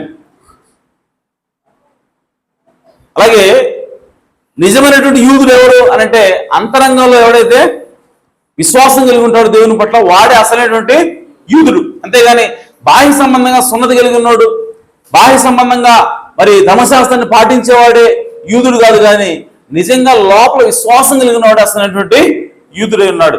ఆమేన్. సో కాబట్టి అలాగే యూదులు లేదు, అన్యులు లేదు, అందరం కూడా పాపం చేసి దేవునికి దూరం అయిపోయినవాడే. కానీ యేసుక్రీస్తు వచ్చి మనందరినీ కూడా ఒకటి చేస్తా ఉన్నాడు. క్రీస్తులో మనందరినీ కూడా ఏకం చేస్తా ఉన్నాడు. ఏకం చేసి మనందరినీ కూడా దేవునికి సొత్తైన ప్రజలుగా చేస్తా ఉన్నాడు. దేవునికి రాజులైన యాజకులుగా దేవుడు చేస్తా ఉన్నాడు. ఆమేన్. సో కాబట్టి ప్రియ సోదరి సోదరులారా, యూదులు అన్యులైనటువంటి మనము కూడా దేవునికి సమాన వారసులమై ఉన్నాము. యూదులతో పాటు సమానంగా వారసులమై ఉన్నాము. ఆమేన్. సో కాబట్టి మనము అన్యులం కదా, కాబట్టి దేవుడు మనల్ని ప్రేమించడేమో అంటానికి లేదు. అన్యులం కదా, అబ్రహాము చేసినటువంటి వాగ్దానం మనకు రాదేమో అంటానికి లేదు. ఎందుకంటే యేసుక్రీస్తు ద్వారా యూదులతో పాటు మనల్ని దేవుడు సమాన వారసులుగా చేశాడు. హల్లెలూయా. అలాగే దేవుని యొక్క ఆలోచన ఏమిటి అని చెప్పానంటే మనల్ని చీకటి నుంచి బయటికి తీసుకుని రావాలి. ఆమేన్. సో అలాగే అన్యుల యొక్క ఆచారం నుంచి దేవుడు మనల్ని బయటికి తీసుకుని రావాలనుకుంటున్నాడు. సో దానికోసమే దేవుని యొక్క వాక్యాన్ని ఈ లోకానికి పంపించాడు. అలాగే ప్రవక్త అన్నాడు, 7వ దూత వర్తమానం ఏం చేస్తుంది అని చెప్పానంటే, ప్రవక్త అన్నాడు 7వ దూత వర్తమానం మనల్ని ఏం చేస్తుందంటే పెంతెకోస్తు బోధలో నుంచి బయటికి తీసుకొస్తుంది. ఆమేన్. అంటే మత విశ్వాసాల నుంచి అది బయటికి తీసుకొస్తుంది. అలాగే రెండవది లోకం నుంచి, లోక యొక్క విధానాల నుంచి నువ్వు బయటికి తీసుకొస్తుంది. హల్లెలూయా. సో ఈ వర్తమానం నీకు ఏం చేయాలంటే మతం నుంచి నిన్ను బయటికి తీసుకుని రావాలి. అలాగే లోక కార్యాల నుంచి కూడా నిన్ను బయటికి తీసుకుని రావాలి. ఈరోజు నువ్వు ఈ వర్తమానాన్ని నమ్ముతున్నావు అని చెప్పి చెబుతూ లోకంలో వల్ల నువ్వు జీవిస్తున్నావా, అయితే నీ వర్తమానం ఇంకా నువ్వు నమ్మలేదని అర్థం. హల్లెలూయా. ఎందుకంటే ఈ 7వ వర్తమానం వచ్చింది దేనికనంటే నిన్ను మతం నుంచి బయటికి తీసుకుని రావడానికి, అలాగే అన్యత్వం నుంచి నువ్వు బయటికి తీసుకొచ్చింది. కాబట్టి అన్యుల యొక్క ఆచారాలు కానీ, సిద్ధాంతాలు కానీ, ఆమేన్, అలంకరణ కానీ ఏది కూడా మనలో ఉండకుండా ఉండాలన్నది దేవుని యొక్క ఆలోచన అయినది. ఎందుకంటే అలా దేవుడు అన్నిల నుంచి మనల్ని పూర్తిగా వేరు చేసినప్పుడే దేవుడు మనల్ని దీవించగలడు, ఆశీర్వించగలడు. హల్లెలూయా. అలాగే యూదుల్ని కూడా దేవుడు ఫస్ట్ ఎక్కడి నుంచి తీసుకొచ్చాడు? అన్నిల నుంచి బయటికి తీసుకొచ్చి వాళ్ళని యూదులు చేశాడు. అలాగే మోషే ఏలియాల్ని ప్రకటన గ్రంథంలో ఆయన తీసుకురాబోతా ఉన్నాడు. ఆమేన్. ఆ సమయంలో ఆ మోషే ఏలియాల వర్తమానం ద్వారా ఆయన ఏం చేస్తాడంటే ఆ ధర్మశాస్త్ర సంబంధమైనటువంటి ఆ బలులు వాటన్నింటి నుంచి కూడా బయటికి తీసుకొని వచ్చి ఆయన యేసుక్రీస్తు వాక్యం కింద వాళ్ళని తీసుకొని రాబోతా ఉన్నాడు. హల్లెలూయా. సో కాబట్టి ప్రియ సోదరి సోదరులారా, దేవునికి ఆలోచన మొదటి నుంచి ఏమిటంటే నిన్ను లోకం నుంచి బయటికి తీసుకొని రావాలి, అనగా అన్యుల ఆచారం నుంచి నిన్ను బయటికి తీసుకొని రావాలి. అలాగే మతం నుంచి నిన్ను బయటికి తీసుకొని వచ్చి మరి ఎక్కడికి తీసుకెళ్ళాలి? బయటికి తీసుకురావడం ఒకటి, మళ్ళీ లోపలికి తీసుకెళ్ళటం ఒకటి. సో బయటికి వచ్చావా, ఇక అయిపోయింది నా పని, ఇంక నేను చేసింది అయిపోయింది పట్టడానికి లేదు. హల్లెలూయా. మీరు ఎప్పుడైనా సరే గమనించండి, 3 నిర్గమాలు ఉన్నాయి. మొదటి ఇశ్రాయేలీయులు నిర్గమం, రెండవది యోధా మతం నుంచి దేవుని వైపుకి క్రీస్తు వైపుకి నిర్గమం, మూడవది సంఘశాఖల నుంచి మరి వధువు బయటికి రావటం. ఆమేన్. ఈ 3 నిర్గమాలు ఉన్నాయి. అయితే నిర్గమం ఎక్కడున్నా సరే, అంటే బయటికి రావటం అనేది ఎక్కడున్నా సరే అది 2 భాగాలుగా ఉంటుంది. ఒకటి బయటికి రావటం, రెండవది లోపలికి వెళ్ళటం. హల్లెలూయా.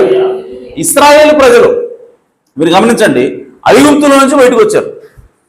ఆమేన్. సో ఐగుప్తుల నుంచి బయటకు వచ్చాం కదా, కాబట్టి ఇక మేము అయిపోయింది, మేము ఏం చేయాల్సిన అవసరం లేదు పనుకోవడానికి లేదు. ఎందుకంటే వాడు బయటికి రావడంతో అయిపోదు వాళ్ళ పని, వాగ్దాన భూమికి వెళ్ళవలసినది. హల్లెలూయా. అలాగే నీవు ఆ యోధా మతం నుంచి బయటకు వచ్చినంత మంది సరిపోదు, కానీ యేసుక్రీస్తు రక్తం కిందకి వెళ్ళాలి. హల్లెలూయా. అలాగే ఈ రోజు కూడా నీవు సంఘశాఖ నుంచి బయటకు వస్తే సరిపోదు. ఆమేన్. ఈరోజు చాలా మంది ఏమనుకుంటారంటే ఇక్కడే మిస్టేక్ అవుతూ ఉంది, పొరపాటు చేస్తుంటారు. మెసేజ్ సంఘాల్లో ఈ రోజు ఉన్నటువంటి అతిపెద్ద తప్పు ఏంటి అంటే, నువ్వు ఏ విధంగా నువ్వు మెసేజ్ నమ్ముతున్నావు, నేను మెసేజ్ నమ్ముతున్నానండి, నేను సంఘశాఖలకు వెళ్ళట్లేదు, సంఘశాఖల బోధనను అనుసరించట్లేదు, ఆమేన్, సంఘశాఖలలో నేను విశ్వసించట్లేదండి అని చెప్పి నేను సంఘశాఖ నుంచి బయటకు వచ్చానని చెప్పి అంటాం. ఆమేన్. అయితే ఇప్పుడు ప్రశ్న ఏంటంటే, నువ్వు సంఘశాఖ నుంచి బయటకు వచ్చావు, అందులో ఎలాంటి డౌట్ లేదు. అయితే నీవు ఈ వర్తమానం కిందకు వచ్చావా లేదా? వర్తమానాన్ని తీసుకొచ్చినట్టు పరిశుద్ధాత్మ కిందకు వచ్చావా లేదా? ఎందుకంటే నిర్గమంలో 2 భాగాలు ఉంటాయి, ఒకటి బయటికి రావటం, ఇంకొకటి లోపలికి వెళ్ళటం. ఆమేన్. సో ఈరోజు వర్తమానం ఏం చేస్తా ఉంది అంటే, సంఘశాఖల నుంచి నువ్వు బయటికి తీసుకొస్తా ఉంది, రెండవది నిన్ను వాగ్దానంలోకి తీసుకెళ్ళాలి, అనగా పరిశుద్ధాత్మలోకి నువ్వు తీసుకెళ్ళాలి. సో పరిశుద్ధాత్మ బాప్తిసం కిందకు నువ్వు రావాలా. అయితే ఇప్పుడు మొదటి పాట అయిపోయింది సహోదరుడా, మరి రెండో పాట సంగతి ఏంటి? హల్లెలూయా. ఈరోజు చాలా మంది అక్కడే వెళ్ళిపోతా ఉన్నారు. ఈరోజు ఎందుకు చాలా మంది కఠినమైనటువంటి క్రైస్తవులుగా ఉన్నారు? ఆమేన్. మీరు వర్తమాన సంఘంలో కొంతమంది చూస్తే వాళ్ళు టెర్రరిస్టులా కనపడతా ఉంటారు. ఆమె నిజంగా వాళ్ళ అన్నది కూడా నిజమే. ఆమె వాళ్ళు ఏమంటారంటే, అసలు వాడికి సంఘశాఖను చూస్తే సర పాములు పాడినట్టు, కాళ్ళు తీర్లు పాడినట్టుగా ఉంటుంది. ఆమేన్. ఎందుకనంటే వాళ్ళు సంఘశాఖలను ద్వేషించడం కాదు, సంఘశాఖలో ఉన్న ప్రతి ఒక్కరిని ద్వేషిస్తారు వాళ్ళు. అది ప్రవక్త వర్తమానానికి వ్యతిరేకం. అది ప్రవక్త ఏమన్నాడంటే, సంఘశాఖల సిద్ధాంతాలకు వ్యతిరేకం తప్ప సంఘశాఖలో ఉన్నటువంటి వ్యక్తులకు కాదు అన్నాడు ప్రవక్త. అని ఈరోజు కేవలం సంఘశాఖ నుంచి బయటకు వచ్చిన వాళ్ళు, యేసుక్రీస్తు కిందకి అనగా పరిశుద్ధాత్మ బాప్తిసం పొందిన వాళ్ళు, ఒక పార్టీ వాళ్ళు పూర్తయింది.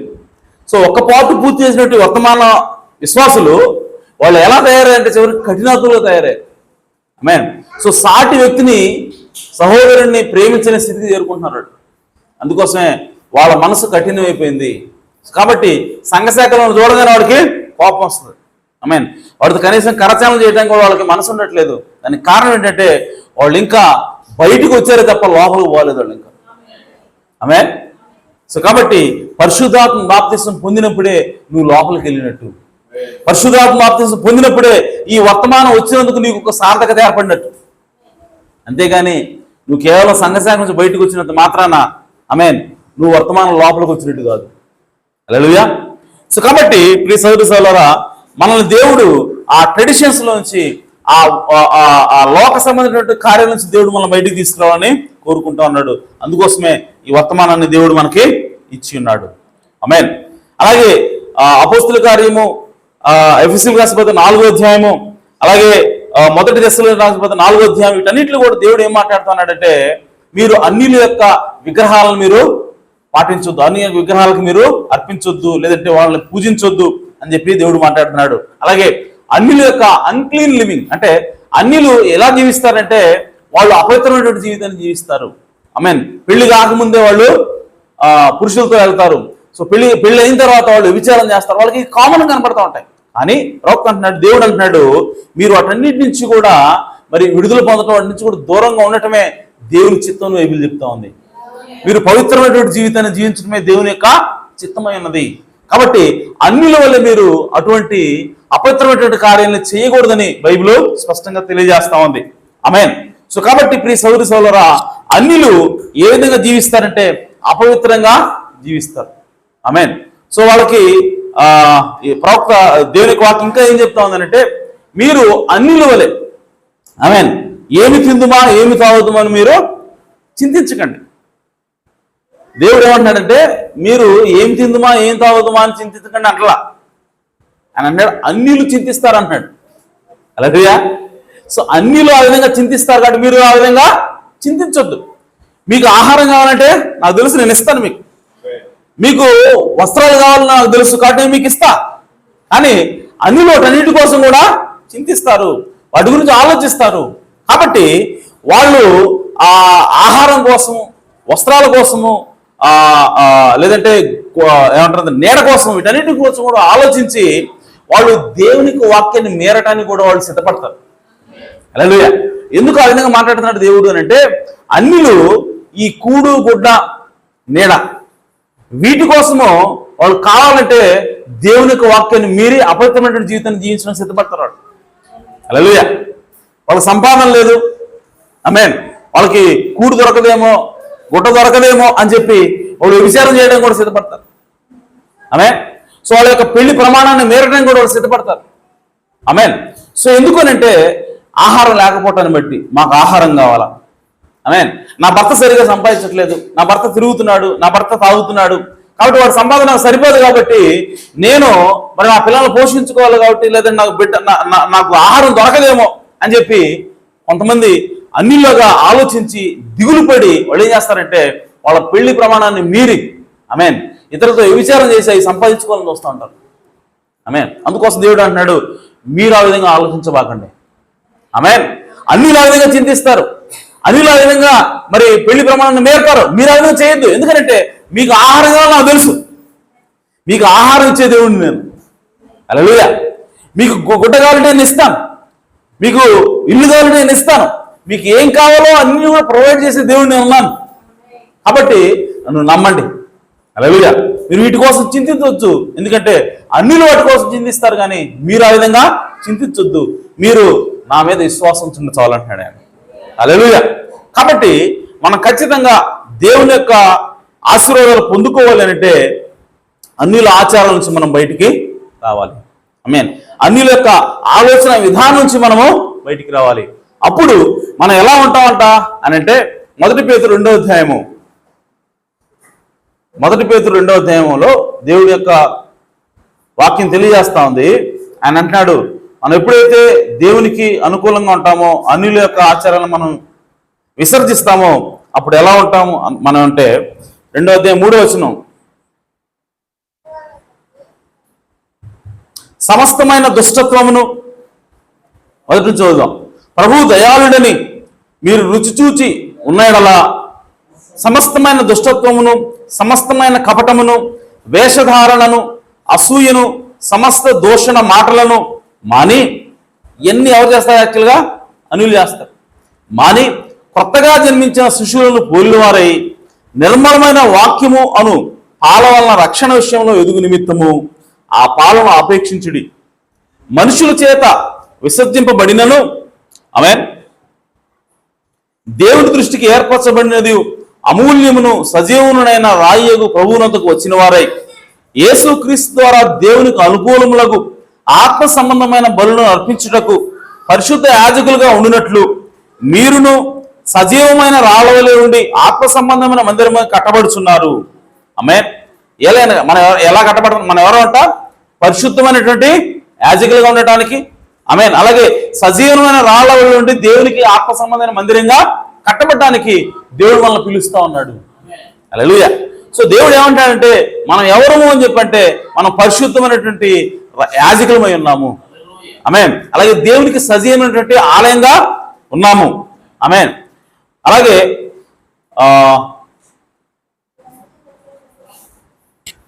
11వ వచనం, 11 కాదు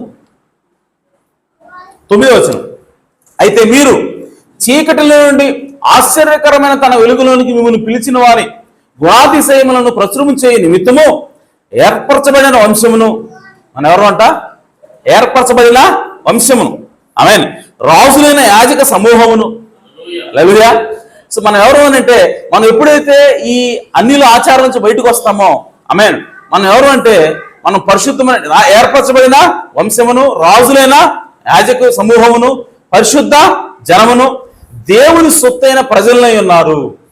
హల్లెలూయా. సో ఒకప్పుడు ప్రజగా ఉండక ఇప్పుడు దేవుని ప్రజ అయితిరి. ఎవరి గురించి మాట్లాడుతున్నాడు ఈ మాటలు అంటే? అన్యుల గురించి మాట్లాడుతున్నాడు. ఒకప్పుడు అన్యులుగా ఉండి ఇప్పుడు మీరు దేవునికి ప్రజ అయ్యారు. ఒకప్పుడు దేవునికి ఆ ప్రజలు కాదు మీరు, కానీ ఇప్పుడు మీరు దేవునికి ప్రజలై ఉన్నారు. అంటే అన్యుల గురించి మాట్లాడుతున్నాడు ఆయన. సో అన్యులైనటువంటి మనము దేవునికి ఎవరు ఎలా ఉన్నామంటే ఏర్పరచబడిన వంశం అంటాం మనం. ఎవరు? అన్యులు. హల్లెలూయా. యూదుల గురించి కాదు ఈ మాట మాట్లాడుతుంది, అన్యుల గురించే. సో అన్యులైనటువంటి మనం ఏర్పరచబడిన వంశము, రాజులైన యాజక సమూహము, పరిశుద్ధ జనము, దేవుని సొత్తైన ప్రజలమై ఉన్నాము. హల్లెలూయా.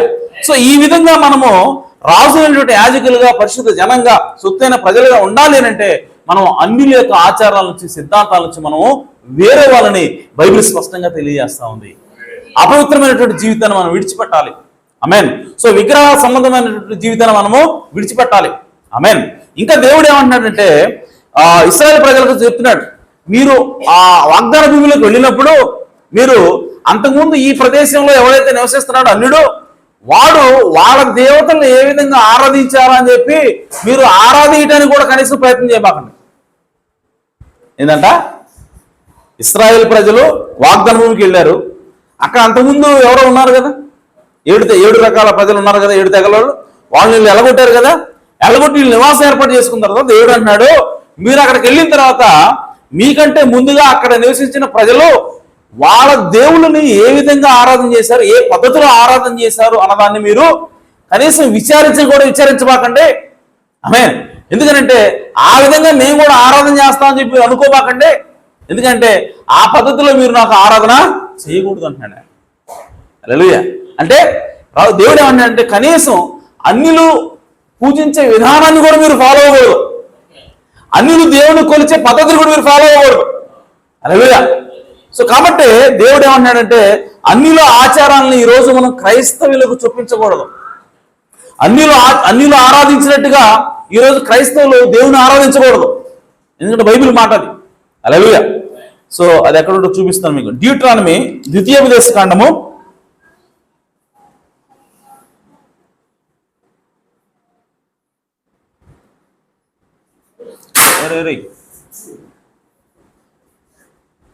పన్నెండవ అధ్యాయము 30వ వచనం. 2వ 12వ అధ్యాయం 30వ వచనం. ముగిస్తున్నాను, అయిపోయింది.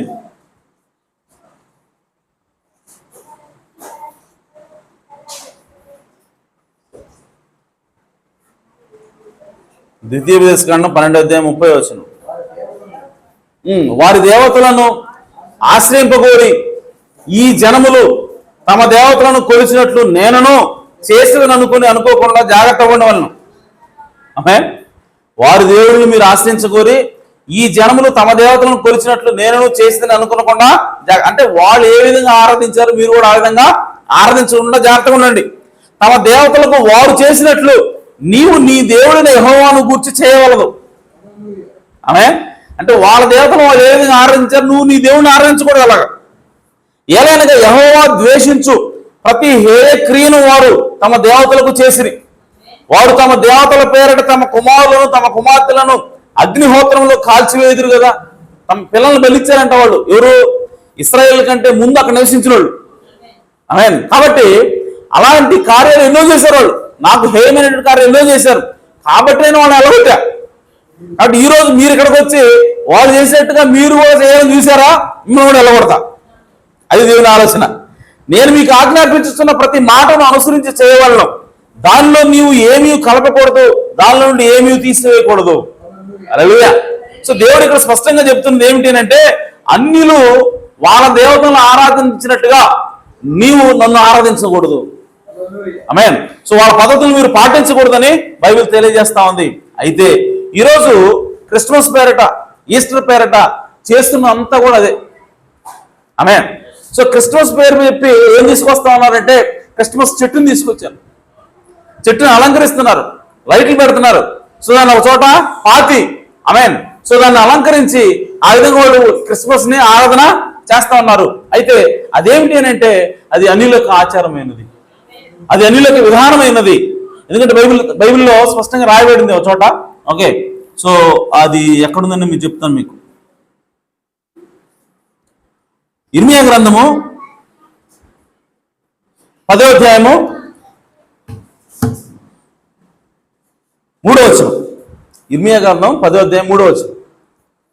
క్రిస్మస్ రోజున చెట్టుని డెకరేట్ చేయడం అనేది ఎక్కడి నుంచి వచ్చింది అని అంటే అది అన్యుల ఆచారం. సో అన్యుల ఆచారం చొప్పున ఇప్పుడు ఎవరు చేస్తున్నారు?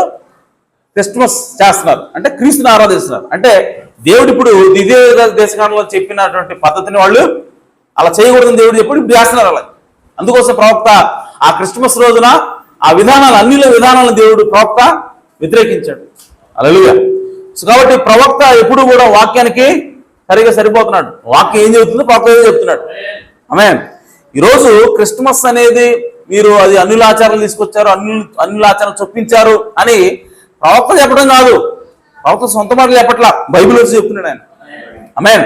అంటే బైబిల్ చెప్పిన మాటలు ప్రవక్త చెప్తున్నాడు.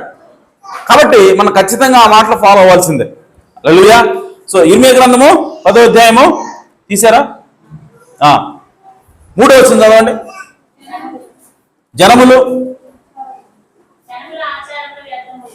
జనముల ఆచారం వ్యర్థము, అడవిలో ఒకడు చెట్టు నరుకున్నట్లు అది నరకబడును. గొడ్డలతో చేసిన పని, వెండి బంగారం చెట్టును కొడతారంట.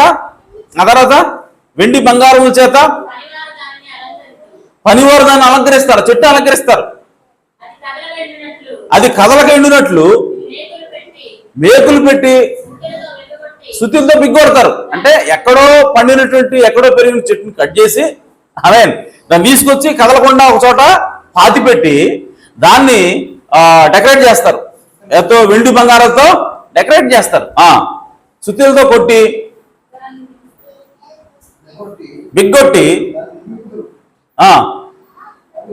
అవి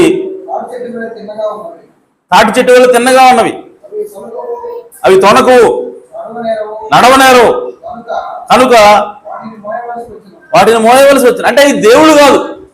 ఆమేన్. ఎవరో వాళ్ళు తీసుకొచ్చి పెట్టాల్సి వస్తుంది దాన్ని. ఆమేన్. కానీ దాన్ని తీసుకొచ్చి వాళ్ళు అలంకరించి ఆమేన్ వాళ్ళు దానికి మొక్కేవాళ్ళు ఎవరు? అన్యులు. ఇప్పుడు అదే విధానంలో క్రిస్మస్ ట్రీని కూడా తీసుకొచ్చి పెడుతున్నారు. అంటే వీళ్ళు ఏం చేస్తున్నారు? క్రిస్మస్ రోజున జరిగే ఆరాధన అంతా కూడా ఏంటి అని అంటే అన్యులకి విధానం తీసుకొచ్చి క్రీస్తు యొక్క పుట్టుకుని తీసుకొచ్చి రెండింటిని కలపడమే క్రిస్మస్ అన్నది. అందుకోసం ప్రవక్త ఆ విధానాన్ని మీరు చేయకూడదు. సో క్రిస్మస్ ట్రీని మీరు పెట్టకూడదు, క్రిస్మస్ ట్రీని పెట్టి దాన్ని అలంకరించకూడదు. ఎందుకంటే బైబిల్ స్పష్టంగా చెప్తా ఉంది, ఒకడు చెట్టు నరికి తీసుకొచ్చి పాతి పెట్టి బంగారంతో వెండితుందని అలంకరిస్తా ఉన్నాడు. ఇవన్నీ కూడా అన్యుల యొక్క ఆచారాలు ఉన్నాయి. అయ్యే తీసుకొచ్చి ఇప్పుడు క్రైస్తవులకి చూపించారు. ఇది రోమన్ క్యాథలిక్ విధానమైనది.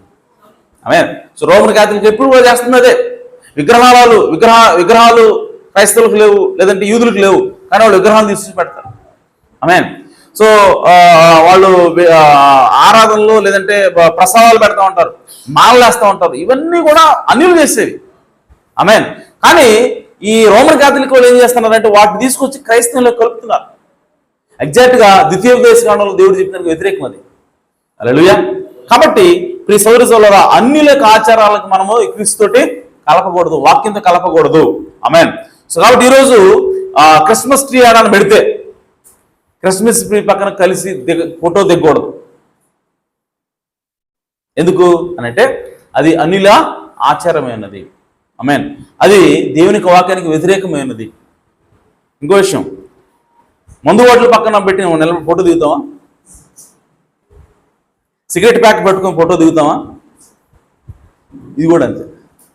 క్రిస్మస్ ట్రీ అనేది దేవునికి వాక్యానికి వ్యతిరేకం. కాబట్టి దాని పక్కన నువ్వు ఫోటో దిగుతున్నావు అంటే నువ్వు దాంతో ఐడెంటిఫై అవుతున్నావు, నువ్వు ఒప్పుకుంటున్నావు ఇది కరెక్టే అని. ఆమె సో సిగరెట్ ప్యాకెట్ పట్టుకొని దిగుతున్నావు అంటే అర్థమైంది, పర్వాలేదు దీన్ని తాగొచ్చు అని చెప్పినట్టు. మందు బాటిల్ పట్టుకొని దిగుతున్నావు అంటే అర్థమైంది, దీన్ని తాగినా పర్వాలేదు అని చెప్తున్నట్టు. ఆమె సమ్మతిస్తున్నట్టు దాంతో. అలాగే ఈరోజు క్రిస్మస్ ట్రీ బాగుంది కదా, అందంగా ఉందని నువ్వు నిలబడి ఫోటో దిగుతున్నావు అంటే నీకు అదేందో అర్థం కాలేదని అర్థం. హల్లెలూయా. సో ఇప్పుడు అర్థమైంది కాబట్టి దాని పక్కన నిలబడి కనీసం ఫోటో కూడా దిగకూడదు. ఆమేన్. సో కాబట్టి అన్ని లేక ఆచారాలను మనం ఎప్పుడు ఎట్టి పరిస్థితుల్లో ఎంటర్టైన్ చేయకూడదు. ఆమేన్. అలాగే ఈస్టర్ పండుగలో కూడా ర్యాబిట్లు, కుందేలు తీసుకొచ్చి పెడుతున్నారు, కోడిగుడ్లు తీసుకొస్తే అలంకరిస్తున్నారు, పూలతో అలంకరిస్తారు. ఇవన్నీ కూడా అన్యుల ఆచారాలు. కాబట్టి మనల్ని దేవుడు దీవించాలి, ఆశీర్వించాలంటే అన్యుల ఆచారాల నుంచి మనం పూర్తిగా దూరం అయిపోవాలి, పూర్తిగా వేరైపోవాలి. అప్పుడే దేవుడు మనల్ని సంపూర్ణంగా ఆశీర్వదిస్తాడు. ఆమేన్. కాబట్టి ప్రియ సోదరి సోదరులారా, అన్యుల అపవిత్రమైనటువంటి జీవితం నుంచి మనము దూరంగా వెళ్ళిపోవాలి. అన్యుల యొక్క ఆచారం నుంచి మనం దూరంగా వెళ్ళిపోవాలి. అన్యులు పట్టించే పద్ధతులు ఏది కూడా మనం పాటించకూడదు. అప్పుడు దేవుడు మనల్ని దీవిస్తాడు. ఆమేన్. దేవుడి మాటలు దీవించును గాక, దేవుడు మనల్ని సమృద్ధిగా ఆశీర్వదించును గాక. హల్లెలూయా. సమయంలో స్వామి వచ్చి సమయం తీసుకుంటారు.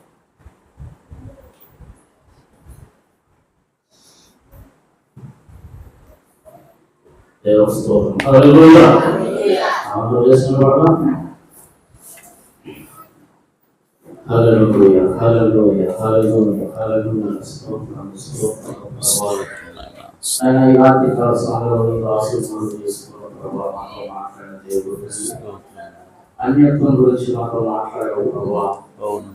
దేవుడు అన్యులు ద్వేషించట్లేదు, కానీ అన్యులు చేసేటువంటి ఆ యొక్క కట్టుబాటుని, ఆ యొక్క నా తండ్రి ఆచారాన్ని, ఆ యొక్క సిద్ధాంతాన్ని దేవుడు ద్వేషిస్తున్నాడు. తండ్రి అబ్రహాము అన్య దేశంలో తండ్రి బయటికి పిలిచిన దేవుడు ప్రభువా. అబ్రహాము అక్కడే ఉన్నట్లయితే అన్యులు చేసేటువంటి ఆ యొక్క ఆరాధన, అన్యులు చేసేటువంటి ఆ క్రమాలను పాటించకూడదని నువ్వు అబ్రహాము బయటికి రమ్మన్నావు ప్రభువా. అవును నాయన. స్తోత్రము నా తండ్రి. అన్యుల ఆచారం అనేది, అన్యుల కట్టుబాటు అనేది మనిషి జీవితాన్ని మార్చలేదని మాట్లాడావు ప్రభువా. అవును తండ్రి. ఓ నాయన, ఆదరణైనా ఓ తండ్రి వారు పాపం చేసిన తర్వాత నా తండ్రి అన్యులు పాపం కట్టుకున్నారని మాట్లాడావు ప్రభువా. అది ఒక మతమై ఉందని చెప్పావు తండ్రి. ఓ తండ్రి, ఆ మతం ఓనైనా దేవుడు వచ్చినప్పుడు ఆ మతం పనికిరాలేదని మాట్లాడారు తండ్రి. ఓనైనా మతము, ఈ ఆచారం అనే, ఈ సిద్ధాంతం అనేది నా తండ్రి అది ఎన్నడూ మా జీవితాలు మార్చలేదని చెప్పావు. దానిలో బయటికి రండి, మిమ్మల్ని ఆశీర్వదిస్తారని చెప్పావు. అబ్రహాము ఆశీర్వదించావు ఆయన, అబ్రహాము తీర్చావు నా తండ్రి. ఈ రోజు నా జీవితంలో మార్పు చెందాలంటే తండ్రి నువ్వు చెప్పిన ప్రకారమే నడవలస్తున్నావు ప్రభువా. అన్ని ఆచారాలు ఏది కూడా మీ మధ్యలో ఉండకూడదని చెప్పావు ప్రభువా. తండ్రి ఓ 3 నిర్మాణాలు నాతో మాట్లాడారు ప్రభువా. అయుక్తులైనా వాళ్ళు బయటకు వచ్చారు, బయటకు వచ్చినప్పుడు మాత్రమే ఆ కార్యం ముగించబడలేదు కానీ తండ్రి వెళ్ళవలసినదని మాట్లాడారు ప్రభువా. ఎవరో మతంలో నుంచి వాళ్ళు బయటకు వచ్చేంత మాత్రం సరిపోదు, కానీ వాళ్ళు క్రీస్తు రక్తం కిందకి రావాలి. ఆమేన్. ఓ తండ్రి, ఓ నాయనా, ఆచార సిద్ధాంతం నువ్వు బయటకు వచ్చి మాత్రం సరిపోదు, కానీ పరిశుద్ధాత్మను పొందుకోవాలన్నావు. ఆమేన్. ఓ తండ్రి, సహాయం చేయి ప్రభువా. పరిశుద్ధాత్మను పొందుకోవాలంటే ఆ అన్ని ఆచారం నుండి, సిద్ధాంతం నుండి పూర్తిగా లోకంలో లోపలికి రావాలని మాట్లాడావు. పూర్తిగా తండ్రి మార్పు చెందాలంటే క్రీస్తు పరిపూర్ణంగా రావాల్సిన్నావు. అవును నాయన. ప్రభువాని స్తోత్రములు తండ్రి. స్తోత్రం నాయన. పరిపూర్ణంగా తండ్రి మేము ఓనాయని వద్దకు రావాలని కోరుచున్నాము ప్రభువా. అవును నాయన. ఆచారాన్ని, ఆ మతాన్ని దేవుడు ద్వేషిస్తున్నాడని శపిస్తున్నాడు. అవును నాయన. అది మా తండ్రి, అది మా తండ్రి అనేటువంటి భయంకరమైనదో నా తండ్రి నువ్వు తెలియజేస్తావు ప్రభువా. అవును నాయన. అటువంటి కార్యాలు మా జీవితంలో ఉన్నట్లయితే ప్రభువా ఈ క్షణమే వాటిని తీసుకుని నాయన. అవును నాయన. మా జీవితాల్లో ఓ తండ్రి మార్పు దయచేయి ప్రభువా. అవును నాయన. ఓ తండ్రి నీ ఆత్మ ద్వారానే మేము నడవలసిన ప్రభువా. ప్రభువా తండ్రి దేవాను సహాయం చేయాలి. ఈ వాక్యం ప్రకారం నేను జీవించడానికి సహాయం చేయాలి. అవును నాయన. ఈ ఆత్మలో దయచేయి. స్తోత్రము నాయన. నువ్వు అన్యుల దేశంలో బయటికి పిలిచిన తండ్రి అబ్రహాము సంతానాన్ని రాజకుమారులుగా మాట్లాడుతున్నావు ప్రభువా. అవును నాయన. యాజకులని మాట్లాడుతున్నావు ప్రభువా. ఓ నా తండ్రి, వారు నా యొక్క ప్రజలుగా ఉన్నారు ప్రభువా. అవును నాయన. నా సుఖయున్నారని చెప్పిన అవును తండ్రి. స్తోత్రము నాయన. బయటికి పిలిచి యాజకులుగా చేస్తున్నావు. అవునయ్యా. ఓ తండ్రి, ఓ నాయన, మమ్మల్ని యొక్క కుమార్తెలుగా మమ్మల్ని నా తండ్రి ఆమేన్. ఓ తండ్రి మమ్మల్ని తీర్చిదిద్దుతున్నావు ప్రభువా. అవును నాయన. స్తోత్రం. హల్లెలూయా, హల్లెలూయా, హల్లెలూయా, హల్లెలూయా. స్తోత్రం నాయన. అమూల్యమైన నీ రక్తముతో విడుదలనిచ్చితివే, యాజకులమై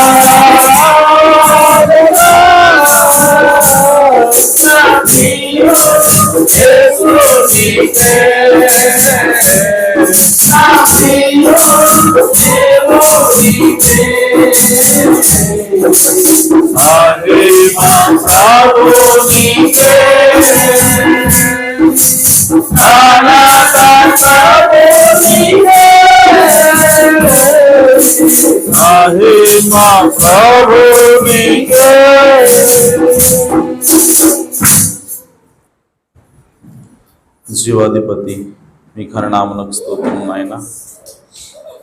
అన్యుల యొక్క ఆచారం నుంచి, పద్ధతుల నుంచి మమ్మల్ని ఆయన బయటికి రమ్మని పిలుస్తున్నావు ప్రభువా. అయా మీరు మమ్మల్ని ఆస్వాదించాలని, అయా నా తండ్రి మీకు సొత్తైన ప్రజలుగా మమ్మల్ని చేసుకోవాలని, అయా రాజులైన యాజకులుగా చేయాలని ప్రభువా, ఇదిగో నా తండ్రి మమ్మల్ని పిలుస్తున్నావు. ఆయన మమ్మల్ని ఒక ప్రత్యేకమైన జనాంగముగా మమ్మల్ని పిలిచావు ప్రభువా. అయా నా తండ్రి ఈరోజు ప్రభువా మాలో అన్యత్వం ఉన్నట్లయితే నాయన, అయా అన్యుల యొక్క విధానాలు ఉన్నట్లయితే ప్రభువా, అయా వాటిని తీసేయమని ప్రార్థిస్తున్నాను తండ్రి. అయా నా తండ్రి అన్యుల వెళ్ళే ప్రభువా, అయా నా తండ్రి మేము నాయన తిండి కోసము నాయన, అయా కూడు కోసం ప్రభువా, అయా నా తండ్రి గుడ్డ కోసం నాయన వెంపర్లాడుతున్నట్లయితే ప్రభువా, అయా నా తండ్రి దాని కొరకు నాయన మీ యొక్క వాక్యాన్ని విడిచిపెట్టేటువంటి పరిస్థితులు ఉన్నట్లయితే ప్రభువా, అయితే నాయన సరిచేయమని ప్రార్థిస్తున్నాను తండ్రి. అయా వేళ విశ్వాసం కలిగి జీవించడానికి సహాయం చేయండి ప్రభువా. అయా నా తండ్రి ఇదిగో ప్రభువా, అన్యులంటే ఎవరో కాదు, దేవుని నమ్మని వారే అని మనతో మాట్లాడావు ప్రభువా. నిజంగా నా తండ్రి అయా అన్యత్వం నుంచి విడిచిపెట్టి ప్రభువా, అయా అబ్రహామును నాయన నువ్వు ప్రత్యేక జనాంగా ఏర్పాటు చేసిన దేవుడు ప్రభువా. అయా నా తండ్రి యూదులను ప్రత్యేకించి నాయన వారి ద్వారా ప్రభువా ధర్మశాస్త్రాన్ని తీసుకుని వచ్చినావు ప్రభువా. వారి ద్వారా నా తండ్రి క్రీస్తుని లోకమునకు పరిచయం చేసావు ప్రభువా. అంత మాత్రమే కాదు, కేవలం యూదులు మాత్రమే నా ప్రజలు కాదు, కానీ ఎవరైతే నా యొక్క వాక్యం విశ్వసిస్తారో వారందరూ కూడా నా ప్రజలే ఉన్నారని చెప్పావు ప్రభువా. ఇదిగో నా తండ్రి వారు అన్యులైనప్పటికీ యూదులైనప్పటికీ ఏ భేదము లేదు, ప్రతి ఒక్కళ్ళు కూడా పాపం చేసి పడిపోయిన వాళ్ళే. అయితే ఎవరైతే క్రీస్తుని విశ్వసిస్తారో వారందరూ కూడా నా ప్రజలై ఉన్నారని, అయా నా తండ్రి ఇదిగో వారు రాజులని యాజకులై ఉన్నారని ప్రభువా, మమ్మల్ని అందరినీ కూడా నా తండ్రి అన్యులుగా ఉన్నటువంటి మమ్మల్ని అయా నా తండ్రి ఒకప్పుడు నాయన దేవుని ప్రజలుగా లేని మమ్మల్ని ప్రభువా ఇప్పుడు దేవుని ప్రజలుగా చేసినందుకే స్తోత్రం ప్రభువా. ఎంతో గొప్ప కృప పట్ల చూపించావు ప్రభువా. అయా నా తండ్రి మమ్మల్ని రక్షించావు నాయన, అయా మనం విమోచించావు ప్రభువా, మీకు స్తోత్రము తండ్రి. సర్వోన్నతుడా మీ ఘననామమునకు స్తోత్రము నాయన.